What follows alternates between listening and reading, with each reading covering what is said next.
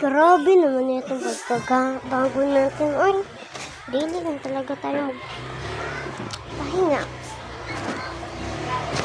Tingnan nyo naman yung trabaho dito sa bahay. Uy, ganyan lang pa talaga sa dragon fruit.